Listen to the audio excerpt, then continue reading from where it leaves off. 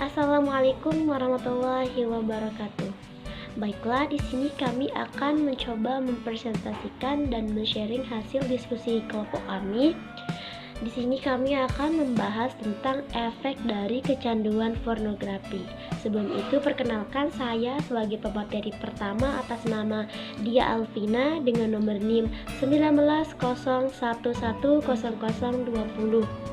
Kami adalah mahasiswi dari Universitas Islam Negeri Mataram, Fakultas Tarbiyah dan Keguruan, Pendidikan Islam Anak Usia Dini.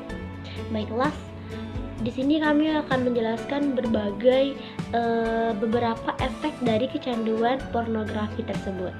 Sebelum itu kita harus tahu apa sih pornografi itu. Jadi, pornografi adalah suatu konten yang sangat tidak baik, di mana pornografi merupakan suatu gambar atau video perilaku seksual, sehingga patut menjadi suatu kewaspadaan di mana itu akan menyebabkan seseorang itu akan menjadi kecanduan, layaknya kecanduan dalam mengkonsumsi narkoba. Contoh kecil atau sederhana, ketika sekali dalam menonton video porno tersebut, itu akan menyebabkan ketagihan dan keterbiasaan, sehingga rasa ingin menonton lagi dan lagi. Nah, dari sementara itu, untuk segi kesehatan, ketika sudah menjadi suatu ketagihan atau suatu kebiasaan, bagian otak itu sendiri itu akan dipenuhi rangsangan, sehingga akan menyebabkan berpikir kotor, bahkan melakukan suatu hal yang tidak boleh dilakukan. Nah, saya sebagai pemateri pertama di sini akan menjelaskan beberapa efek dari kecanduan pornografi. Yang bagian pertama yaitu bagian depan otak ini akan mengecil. Sebagaimana dalam video edukasi mengenai bahaya pornografi yang dibuat di laman resmi Kementerian Pemberdayaan Perempuan dan Perlindungan Anak atau Kemen PPA Republik Indonesia pada Selasa 18 Juni 2019. Di sana dijelaskan bahwa prefrontal cortex atau bagian depan otak dari para pecandu pornografi itu akan rusak dan mengecil. Padahal jika kita tahu nih, bagian otak tersebut di mana memegang peran penting, itulah yang bisa mengontrol tubuh kita, yang membuat berbeda antara manusia dengan hewan. Nah, kita juga perlu tahu bahwa otak depan itu berlahan akan mengecil dan mengkerut. Padahal otak depan ini sangat penting untuk mengendalikan akal manusia. Jadi, otak depan itu yang berfungsi untuk memilih mana yang baik, mana yang benar, mana yang salah, berpikir kritis sehingga bisa mengatur emosi. Jadi, jika sudah kecanduan dalam pornografi, itu sudah kita tahu itu efeknya sangat tidak baik. Jadi akan salah dalam bertindak, salah dalam berpikir gitu, tidak pikirannya akan kemana-mana, tidak baik, akan melakukan hal-hal yang tidak diperbolehkan seperti itu. Nah, terlebih untuk anak usia dini itu sendiri, maka harus dijaga. Kita lihat zaman sekarang ini, tidak mungkin untuk melarang anak dalam menggunakan gadget, apalagi sudah melihat teman-temannya yang sudah terbiasa dengan gadget.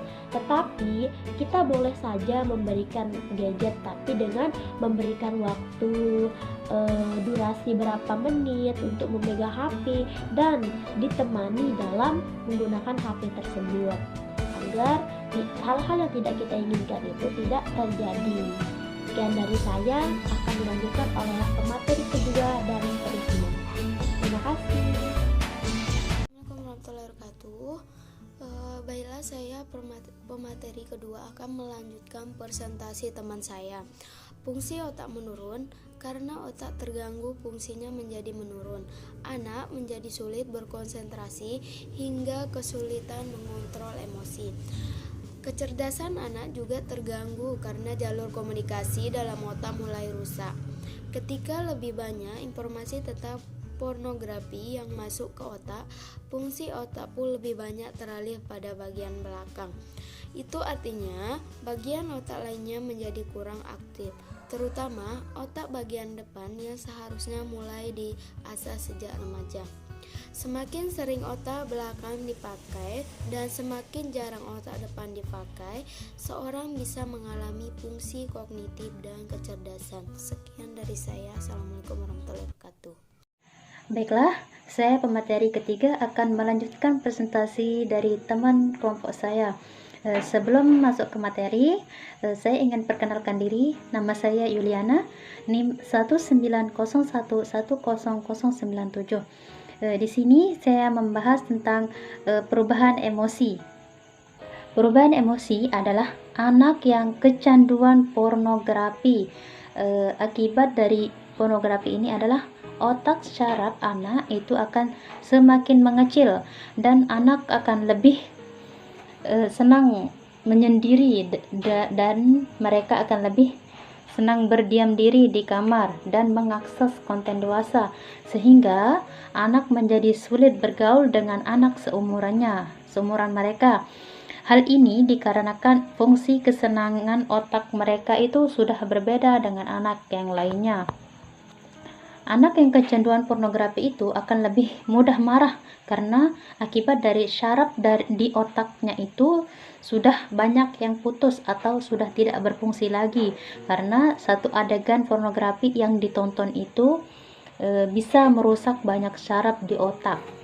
Dalam hal ini dapat disimpulkan bahwa responden memiliki persepsi bahwa objek pornografi itu terdiri berupa perilaku seksual yang muncul atau terlihat.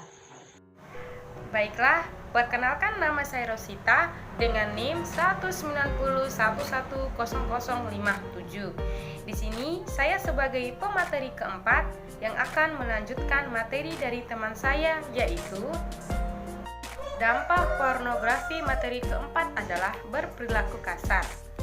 Berperilaku kasar karena terbiasa menonton pornografi. Jika sudah dewasa, anak akan melihat pasangannya sebagai objek seksual semata. Mereka cenderung melakukan tindakan yang mereka mau tanpa memikirkan hak pasangannya. Dampak negatif akibat berperilaku kasar yang pertama, sulit untuk menemukan kelebihan dalam diri. Yang kedua, dikucilkan oleh orang sekitar. Yang ketiga, tidak mendapat kedamaian dalam hidup. Yang keempat, sulit untuk mencapai kesuksesan. Dan yang kelima, rasa percaya diri akan semakin menurun. Baiklah, sekian dari kelompok kami. Itulah beberapa dampak dari kecanduan pornografi terhadap otak anak. Terima kasih atas perhatiannya. Lebih dan kurangnya kami mohon maaf. Wassalamualaikum warahmatullahi wabarakatuh.